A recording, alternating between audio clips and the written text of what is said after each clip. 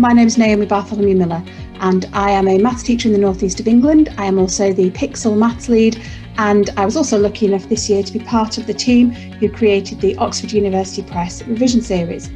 Now, we know that the more focused practice students get at consolidating their work in maths through interleaving and continued practice, the more likely they are that knowledge will stick. And in these unprecedented times that we're working in, it's more crucial than ever that we call on all of our powers of adaptability and creativity to support students in whatever capacity we are working with them. The revision series was obviously created initially with the intention that it would be part of the GCSE focused revision.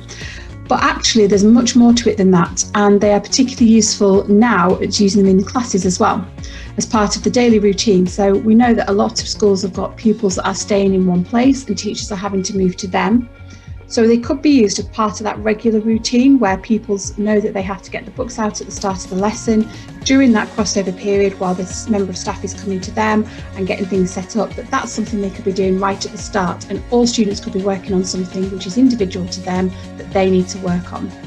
Obviously, if a student or yourself or classes find yourselves working from home, then knowing that students have this book and could all be working from this, again, could be part of your remote learning package.